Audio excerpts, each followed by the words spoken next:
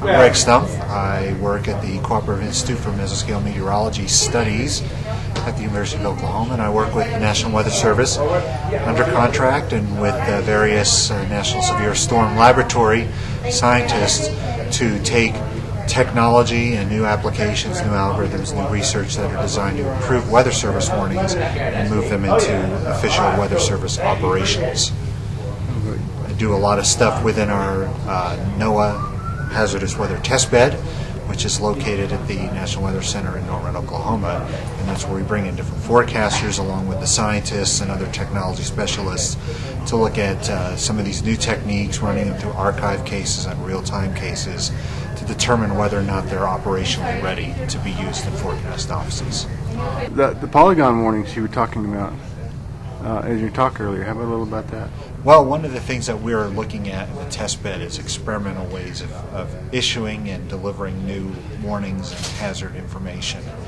And one of the things we tried in 2007 and 2008 was something we call probabilistic hazard information, where we had Weather Service forecasters issuing a different kind of warning that actually moved along with the storm, was what we call our threats in motion concept.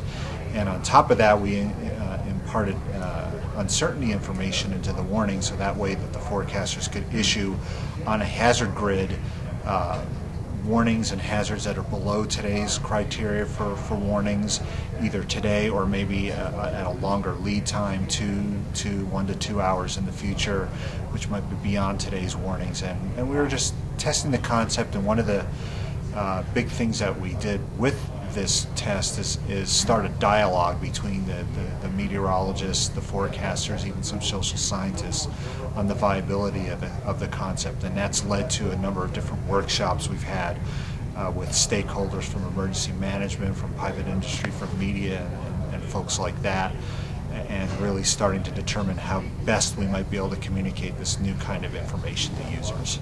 Okay. Now, we were talking the other night about a lot of the technology chasers and spotters are using now, and how it's been helping in the weather, the more scientific community in the warning process and stuff. Touch a little on that. Yeah, in the hazardous weather test bed, we were probably one of the first places that were actually using the live chaser streams to help some of the operations we're doing. In our test bed, we have what's called a situational awareness display. Some forecast offices have this too, but what that is it's a series of LCD flat screen plasma monitors that are hooked up to different information, and some of the information we'd have on there were running some of the live chaser streams.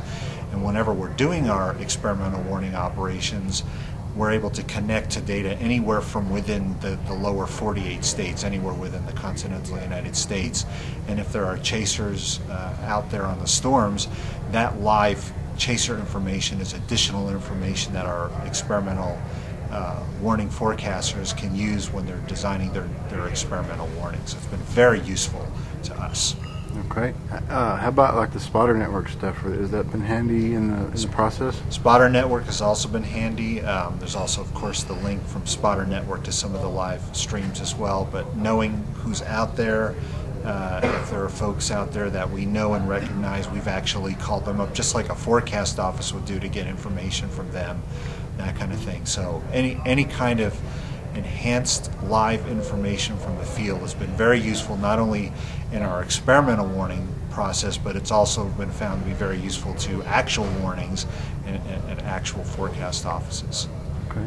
And do you have any new specific projects coming up? Well, we've got a new project that we're doing this spring where we're looking at the first step in what we call the warn on forecast process, where instead of extrapolating where a storm was to now and extrapolating that in the future, we're using numerical models to also help predict the evolution of the storm, growth and decay, those kinds of things.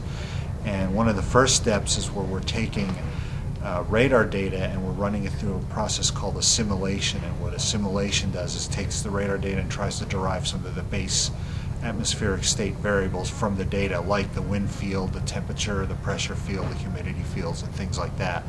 And being able to do that can be very useful to a warning forecaster to help increase their situational awareness of the near storm environment that the storm's involved with, one of the big things it also helps with is diagnosing the trends in updraft strength and other stuff like that. Okay. Now, on a more personal level, you're also a storm chaser. Yes, I am. You get out. You've been around for a while. I have been officially chasing in the Great Plains since 1987, so this will be my 24th year. You're pretty well known among the chasers because Yes. you know a lot of your photos came up in some of the old the spotter guides and things like that. So, been a big contributor from the earlier days. And my first days of chasing were right here in Colorado. I went to school in Colorado State, so my first 2 or 3 seasons was high plains chasing, so I got a good dose of that.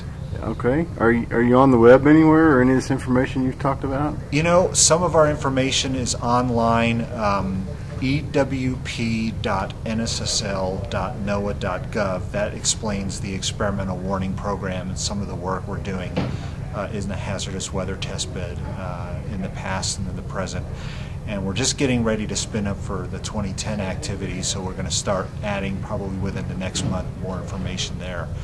Information about me on the web's kind of limited. I made a web page a long time ago that I've just barely touched. So okay. I might be looking for you for some help in that area at some point. So. Anything else you'd like to add? No, the Chaser convention has been a success. This was the second one I've been to. I planned to come all along until Roger called and said, hey, we'd like you to talk up here and talk about something interesting. So it's been a good convention. So. Well, we certainly all appreciate you coming. Okay. All right. Thank you.